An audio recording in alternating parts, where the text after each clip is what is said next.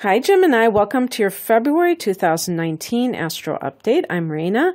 So if I had to characterize the month of February for you, Gemini, I think there is emphasis on the 9th house and the 10th houses for you. And the 9th house is the God house, and it's expansive. It's your opposite sign, Sagittarius's house, foreign travel, academia, and, going to university, I guess you could say as well. And what else? Publishing. There's a whole bunch of things. It's just this idea of seeing the bigger picture in life, your philosophical framework. And then the 10th house is career. Now, are these things combined for you? Are you starting to look in terms of what you do in the world, which is the 10th house, or how you show up in the world, with your belief system? Is it somehow becoming more connected to that?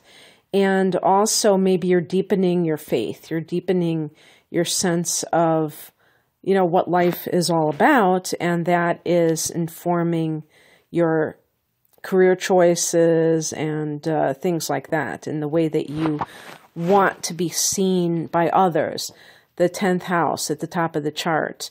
And the bottom 6 houses are really personal.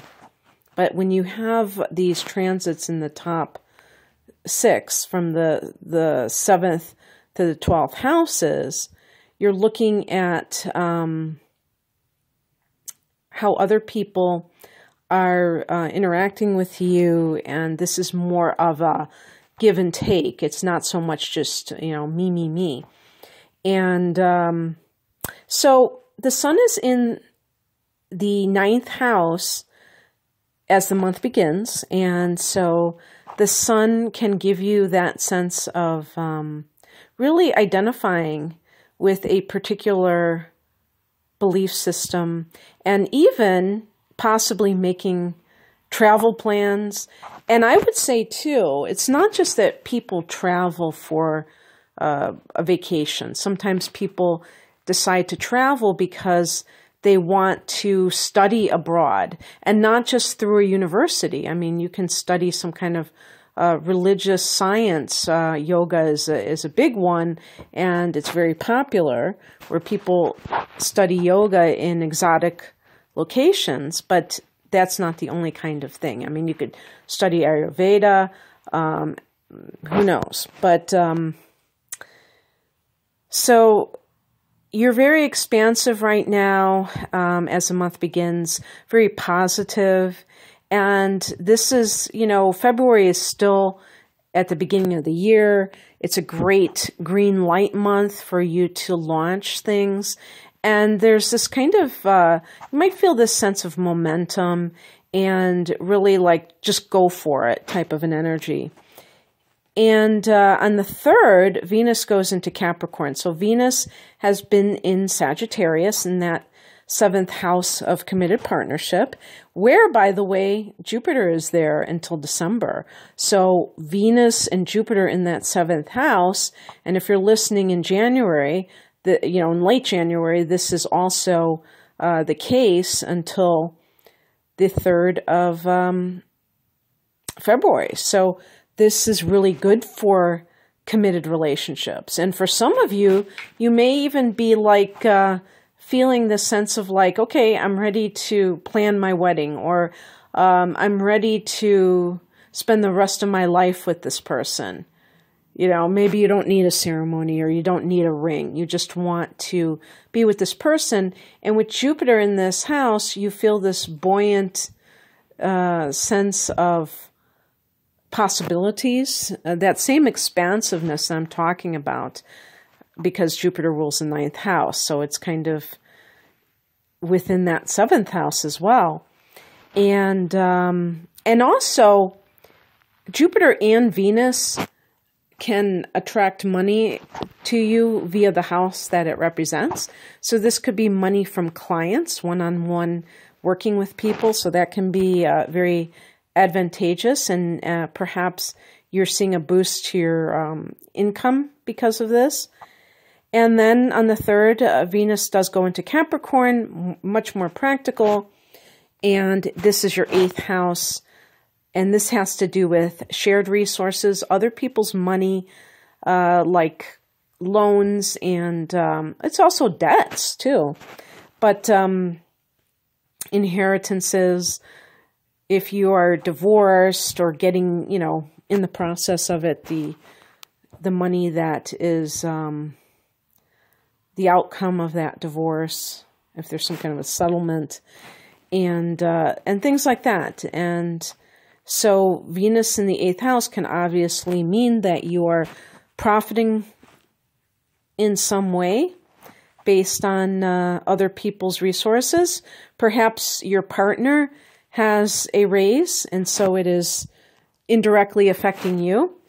And this can be, you know, speaking of partners, this can be a great place for getting very deep with somebody. So when Venus is in the 7th house, there is this kind of outward, I don't want to say declaration, but this idea of like, you and I are a couple. And now, you know, here we're having this, either the ceremony or we're moving in together. And this is symbolic of the fact that we're together. And there's kind of like the outward expression of this. And then the 8th house is in deep. It's intimate.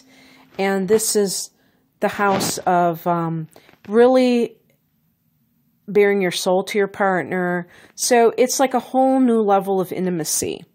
And it is the house of sex too, so don't get it twisted. It can be something along those lines as well. But with Venus there is a romantic angle to it. It's not just all, if Mars was there, we would be talking about some, I was going to say down and dirty, but it's not. I mean, the 8th house is spiritual sex, so it's not like the 5th house, recreational. So this kind of thing can be what is on the menu for you, where you are really, you know, bonding emotionally with somebody. On the 4th, we have a new moon in Aquarius, and this is that 9th house again. New moon, new beginnings. You may be going to university, maybe going back to school after many years. Geminis love to learn, so this would not be a strange situation for you. This may be right up your alley and something that really appeals to you. You could be teaching at a university as well. Maybe you're not the student, but the teacher, and this has something to do with your job title. And this can be that you have adopted a new belief system. And this may seem like a strange one for people to kind of wrap their brains around, because someone might say to me, well, who does that? I mean, who really, in actuality, has new ways of looking at things or viewing life in a certain way? But that can definitely happen, because there are times in our life, obviously it's not going to be true for everyone, but that we, at least I can say that I separate my life from there to here, where there was a moment, like an aha moment, and, you know, more than one probably, but the one in particular that I'm thinking about. And these things can happen where you just like become a new person in a sense, because you have seen the light. And I'm talking about like a spiritual experience. It doesn't have to be mystical. It can even be just, I wouldn't say just intellectual, because there has to be some kind of transcendence of just the linear way of viewing things. But wherever, you know, the pieces start fitting together more. You may be starting a new spiritual course, or like I said, if you're entering a university, starting there. Even in, you know, January, February, this is for February, but nowadays we have a lot of different things. We have online. People are doing things all year round that connect with universities. And then on the 10th, we have Mercury entering Pisces. Now remember that Mercury is your ruler, so where Mercury goes, it is especially important for you. So Mercury goes into that 10th house. Now, one of the things that I wanted to discuss with you, Gemini, that may be playing into a lot of what I've been saying earlier, is that a planet that has been spending quite a few years in this 10th house, has been hanging out there, has been Neptune. Neptune returned to the sign that it rules back in 2011. So I want you to think back to then, to think if anything changed career-wise for you when Neptune entered your 10th house. Now, when I say this, and I'm being so specific about years, understand that mileage may vary depending on your personal chart. So I am being exact and at the same time saying that it might not have happened exactly then. But you should at some point have been feeling this energy and maybe didn't realize what was going on. So since 2011, when Neptune went into Pisces, and that being your 10th house, you may have felt a little bit at sea. In other words, confused, maybe a bit rudderless, like you don't know which direction to go in career-wise, like you don't know what your identity is. Now, this can happen for many reasons. A common example would be losing your job or having a career where if you did lose your job, you wouldn't necessarily try to find another one in that area because of the nature of that profession. So, I mean, I can't think of anything offhand, but there are professions where people can say, well, I don't think that this is really viable. I think that it's kind of going to be phased out, or it's just too stressful for me, you know, because maybe that's another reason. Some people burned out and they are not that eager to go back into that line of work, or they just have still felt like they're not in the profession that they belong in. And so that sense of identity that comes from the 10th house feels a bit muddled, a bit foggy. And I just want to say about that is that, you know, Gemini is a sign that is very versatile. So rather than trying to stick to one thing, it's not a bad idea just to try something else. If you feel like you're not happy with whatever it was that you were doing, don't try to necessarily cling to an identity, one particular identity, but just like use the positive energy that is connected to this placement. And this would be that maybe there's more of a spiritual influence. Maybe, you know, like I was saying before, with the 9th house activity and even the 8th house. By the way, the 8th house is the occult, metaphysics, and things like that. So you have had recently some triggers to that 8th house, you know, new moon there, actually a solar eclipse there back in January, and now Venus entering there in February. And so there may be some Geminis who are starting to look at things much more spiritually, having your own, you know, direction change. And so Neptune will be in this sector until 2026. So it's going to be there for a while. So we're looking at another 7 years. And so because of this, and because it may feel uncomfortable, the fact that it's in the 10th house, which, by the way, is ruled by Saturn. And if there are any two planets that are more different from one another, it would be Saturn and Neptune. So having said that, I would say to you, Gemini, that it's all good. It's not, you know, and I know that for a lot of you, this is probably not going to be that big of a deal because you are kind of chameleons at heart and you're able to kind of wing it and morph into whatever you need to be. But for those Geminis, and I'm talking to the ones with maybe a moon in Capricorn, who are like banging their heads against the wall, like what is happening to my career? What is going on here? Surrender may be the name of the game for you. I think of the Hangman card and the Tarot, and just being willing to allow yourself to be divinely guided. If you've been trying to push things too hard, who knows? But Mercury in this 10th house is going to make you perhaps talk to somebody who is in a position of authority that you may be consulting with. Perhaps you are interviewing for a job, and that is something that you need to do. And maybe signing documents. Mercury can be contracts and things like that are connected to career matters.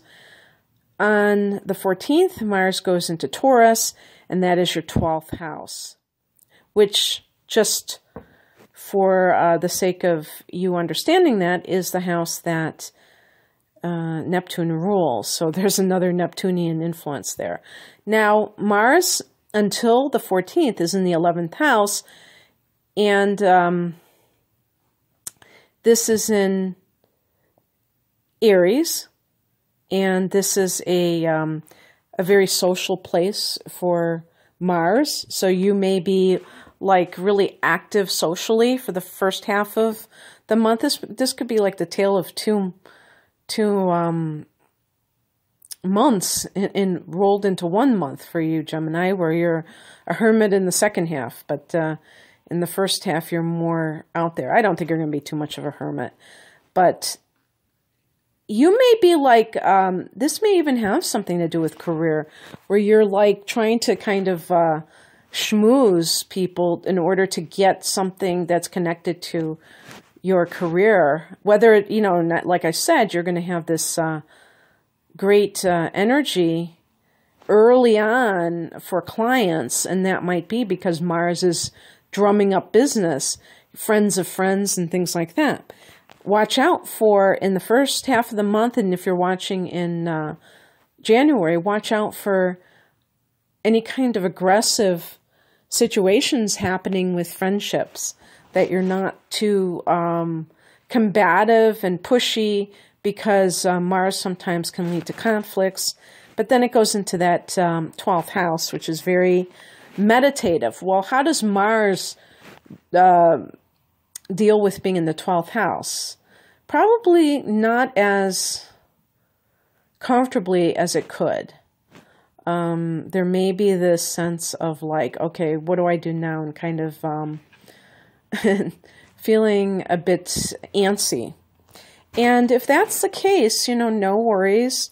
You can feel this sense of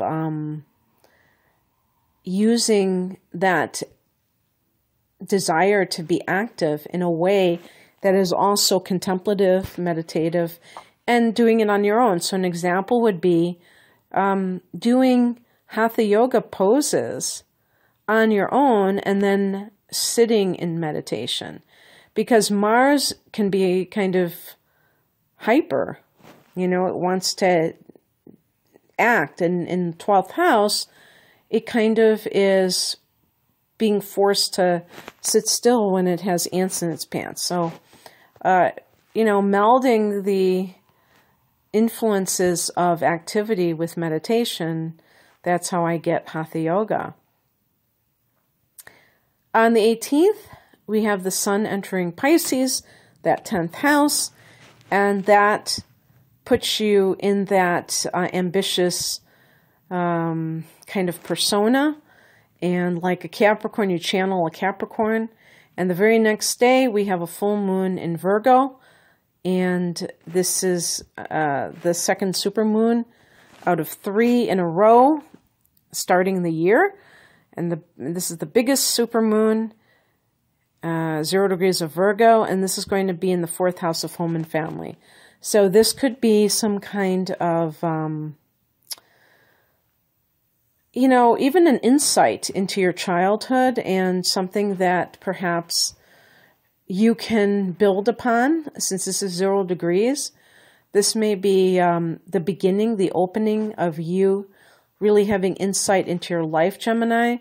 This may be a month where you are fairly serious, you know. It doesn't sound like the typical Gemini, I'll tell you that, and how you usually roll. And I think that you're going to be quite ambitious with the 10th house activity, as well as philosophical. So this as well can make you aware of something that perhaps was hidden to yourself regarding your family of origin, your mother, and maybe you're selling a house, because the 4th house can be your real estate, and are ending something there. So yeah, very interesting, Gemini. So I hope that you enjoyed this. If you'd like a personal reading, and I do natal chart interpretations and things like that, and other readings are astrology based, please check out my website. The links are below. Have a great month. Bye.